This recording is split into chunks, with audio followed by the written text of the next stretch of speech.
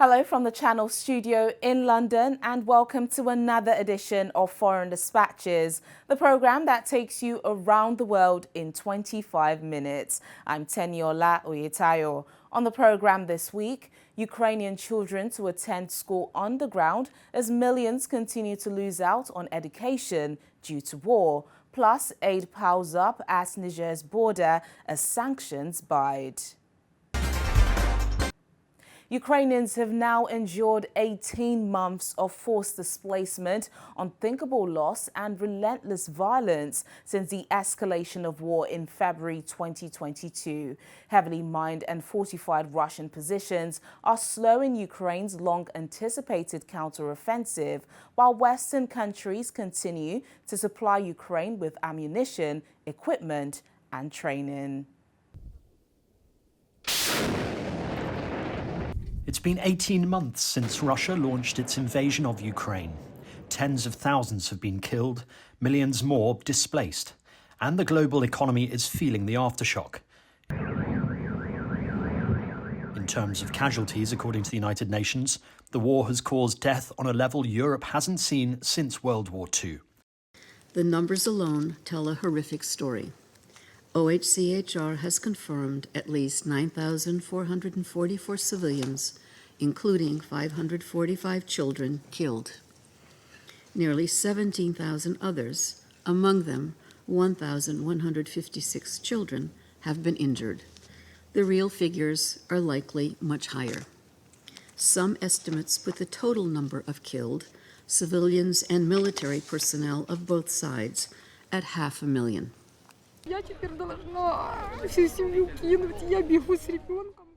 Millions of Ukrainians have been forced from their homes or internally displaced by war. The United Nations Refugee Agency puts the number requiring urgent humanitarian support at more than 17 million. Around 6 million Ukrainian refugees are spread out across Europe. 11% of Ukraine's territory has been taken over since the start of the war.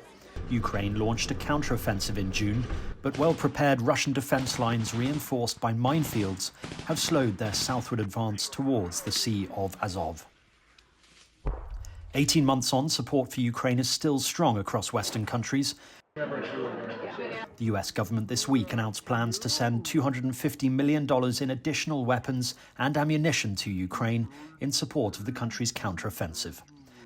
Also today, the Biden-Harris administration is announcing a new package of security assistance for Ukraine to meet Ukraine's critical security and defense needs. It includes additional mine-clearing equipment, missiles for air defense, ammunition for artillery and HIMARS systems, and over 3 million rounds of small arms ammunition. This package will help Ukrainian forces on the battlefield and support its air defenses as Russia continues to launch brutal strikes against the people of Ukraine, including attacks this past week that have taken the lives of innocent Ukrainian civilians. The Kremlin could end this war. They can end it today, anytime, by withdrawing its forces from Ukraine and stopping its brutal attacks. Until it does, the United States and our allies and partners will stand with Ukraine for as long as it takes. More than $43 billion in US military aid has been provided to Ukraine since Russia's invasion began in February 2022.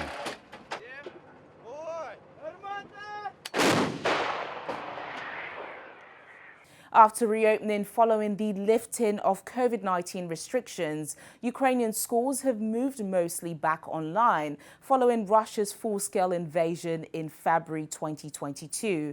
But from bombs to blackouts to displacement to occupation, millions of children and young adults face an education interrupted, with educators struggling to work under desperate conditions. Inside the stations of the Kharkiv metro in northeast Ukraine, preparations are currently being made for the new school year. Makeshift classrooms are being created in halls and corridors in order to offer school children at least a semblance of normality. We will have decks and interactive board, Wi-Fi. Tutor psychologists will be here. Also, a fire alarm has been installed for children's safety. The classrooms are also soundproof and have ventilation.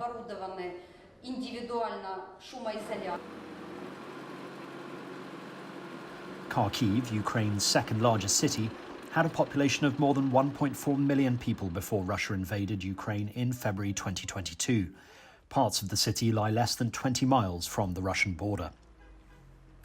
Schools have been forced to teach online throughout the war, as some Russian missiles can reach the city in under a minute, not enough time to get from many classrooms to a shelter. The city is hit by Russian attacks almost daily, and air raid warnings are a constant presence in the lives of residents. I support the idea of the children studying in the subway. It's good because they will be able to socialize with each other, find a common language and communicate. The classes are twice a week, 3 hours every time. It's not every day, so I absolutely support this.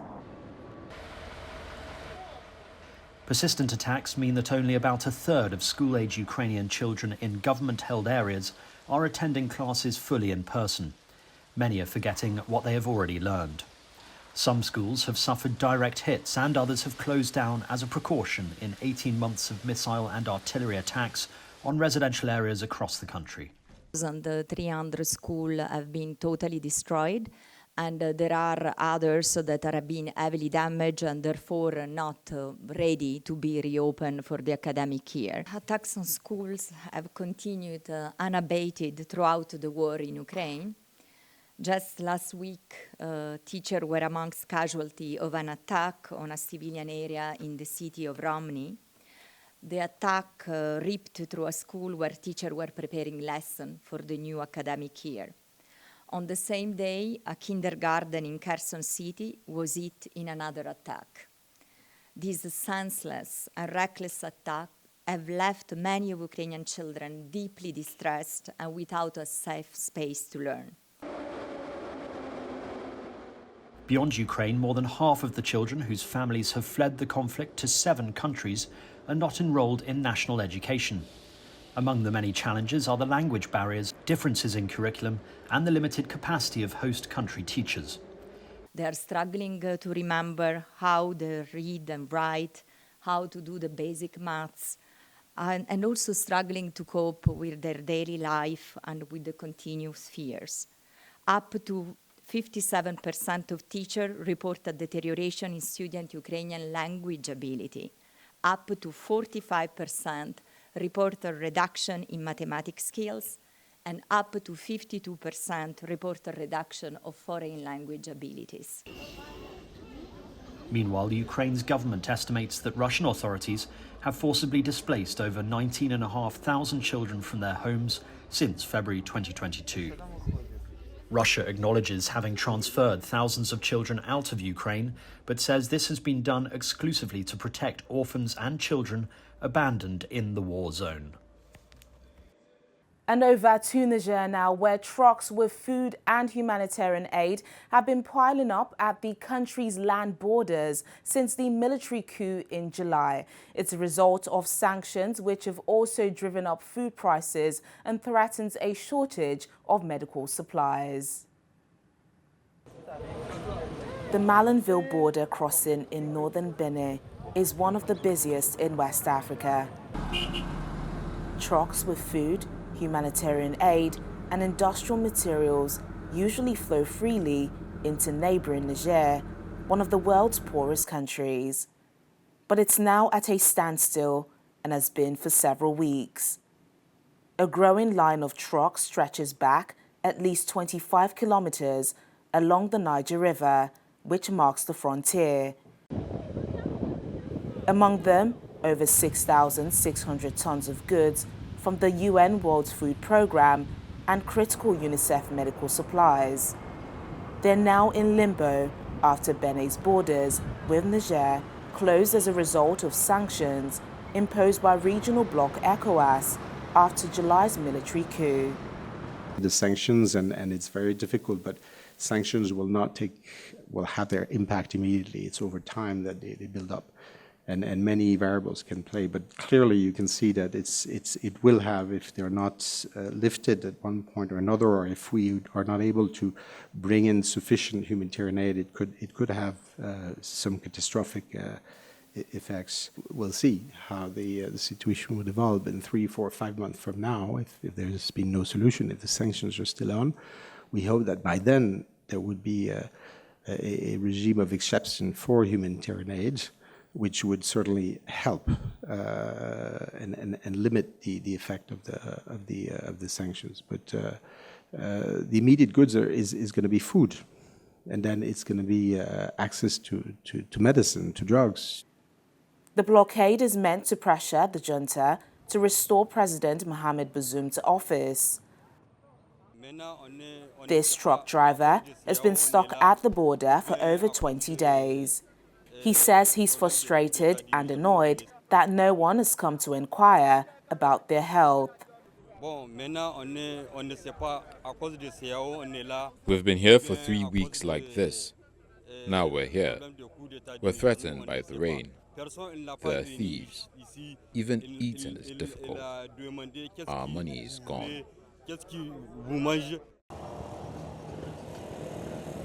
But while sanctions have driven up food prices in the country, hampered industry and threatened a shortage of medical supplies, there's little sign they've dented the popularity of the military leaders.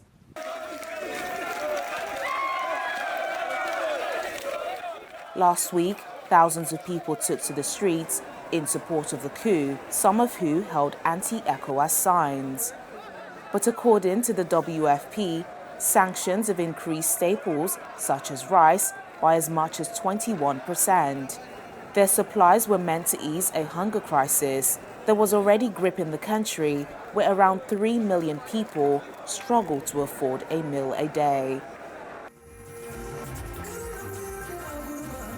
The crisis could push a further 7 million into the same category. Niger's population currently sits at 25 million. The humanitarian consequences are likely to have devastating impacts on the country, which has one of the highest rates of child mortality in the world.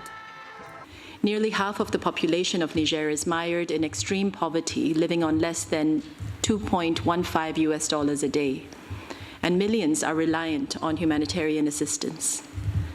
Since the coup, their situation has worsened. The landlocked country's borders have been shut, trade has come to a standstill, and there have been severe power cuts, and food prices have risen. Meanwhile, ECOWAS and the military leaders remain at loggerheads. The West African bloc has been trying to negotiate with the leaders of the July 26 coup, but has said it's ready to deploy troops to restore constitutional order if diplomatic efforts fail. We've already agreed and fine-tuned what will be required for the intervention. The strategic lift capacity, what the strategic objectives are, equipment needed, the commitment of member states, which was very, very, very encouraging. All member states of ECOWAS present here today have all committed elements. They have committed their own equipment. They have committed their own resources to undertake this mission. So I tell you, we are ready to go anytime the order is given. The D-Day is also decided. All the options are on the table. And as we speak, we are still readying mediation mission into the country. So we've not shut any door. We've not shut any door at all. The sanctions are also on the table. And if they respond favorably, to the request by the authority of heads of state for dialogue, we are ready to accept. All we are saying is that we are not going to engage in endless dialogue. It must be fruitful, and its objective must be the restoration of constitutional order in the shortest possible time possible. The bloc's decision earlier in August to activate a so-called standby force for a possible intervention has raised fears of an escalation that could further destabilize the region. Military officers deposed President Mohamed Bazoum on July the 26th and have defied calls from the United Nations, ECOWAS and others to reinstate him. Junta leader Abdurrahman Tichiani has said the country would return to civilian rule within 3 years. ECOWAS has rejected this, calling for a swifter transition. Thank you for staying with us on the program. Families escaping conflict in Sudan continue to cross into remote border areas in South Sudan that lack infrastructure and services, forcing many to live in difficult conditions, now worsened with the onset of the rainy season. The ongoing conflict has caused a large displacement of people seeking safety into neighboring countries like Chad and South Sudan, countries already struggling with their own humanitarian challenges. Thousands of refugees like Aziza Harba and her family fleeing conflict in Sudan end up in transit centers like this one. Aziza recalls how she and her children hid under their bed whenever artillery strikes hit their neighborhood in Khartoum as fighting raged between Sudan's paramilitary group RSF and the army. The family later fled the city in April to shelter with relatives in Al Jazeera province near Khartoum. 3 months later, they fled to find safety in South Sudan. The war impacted our lives in many ways. I had a lot of things at home. I have never seen anything like this before. Many children got lost. Bombs destroyed our homes. We lost our belongings. We lost some of our family members in this conflict. Honestly, we don't have jobs right now. If people are not working, life becomes hard. Because of this conflict, we came with our families, and there are no jobs that we can do to help us. I am not able to work and put food on the table. We depend on aid agencies. I am helpless, and I can't provide for my family.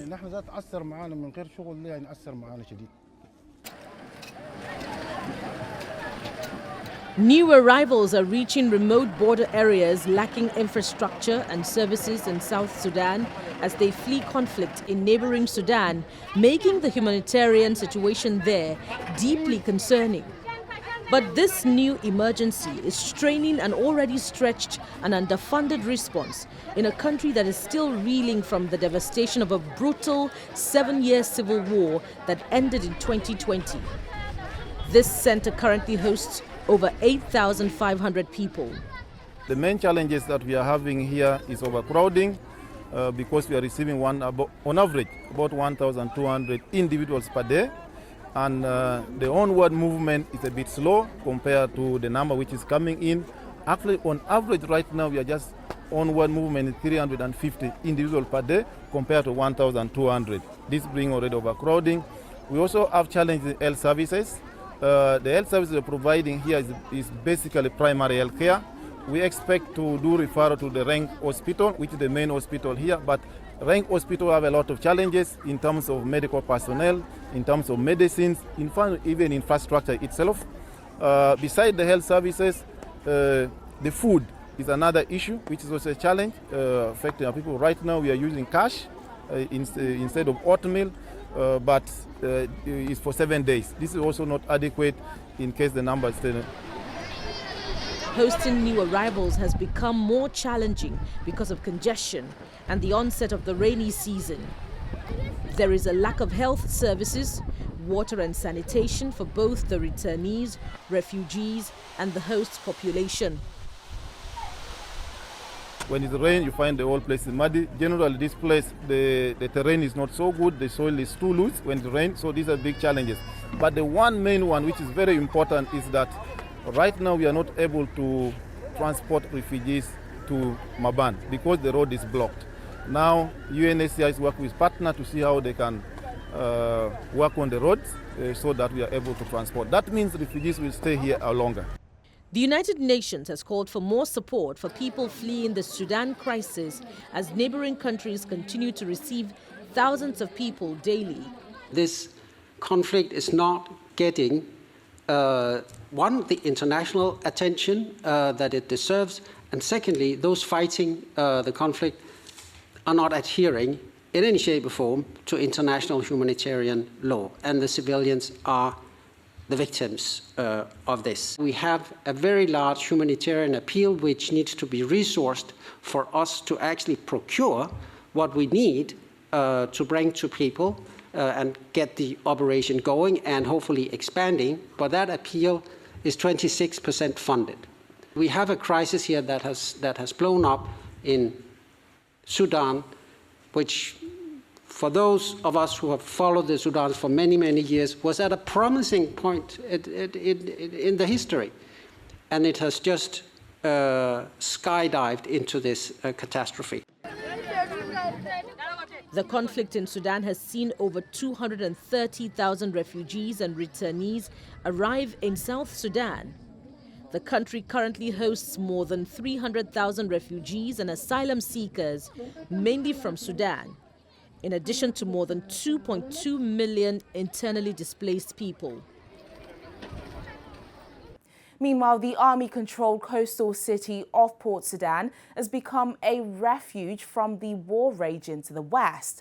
But its health system is in near collapse due to power cuts, low supplies and staff shortages, now worsened by striking doctors. Striking doctors and nurses in the Red City say they have not been paid for 4 months as the Sudanese government's budget has been decimated by fighting between the army and the paramilitary rapid support forces. It is exhausting. There are many patients and there's a lot of suffering. We only demand they just pay people something small so that they can keep going.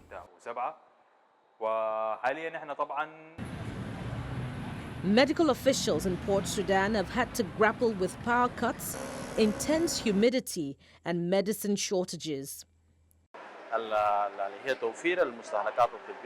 There are significant challenges, mostly the lack of medical supplies. Also, health services are now expensive and there is no stable electricity connection. There are frequent power cuts and there is no fuel, all of which is needed for the citizens to get proper treatment.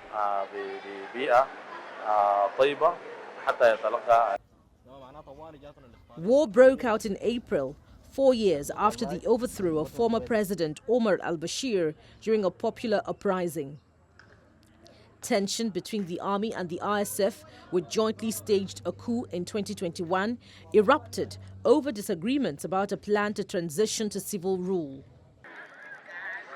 According to the United Nations, more than 100,000 have fled to Port Sudan, filling up the already dense city's hospitals and shelters, while fighting is focused on Khartoum and the west of the country. Syrians are unable to do their job.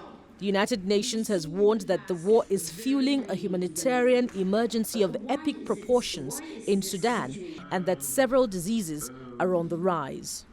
Measles, malaria, whooping cough, dengue fever and acute watery diarrhea is being reported across the country.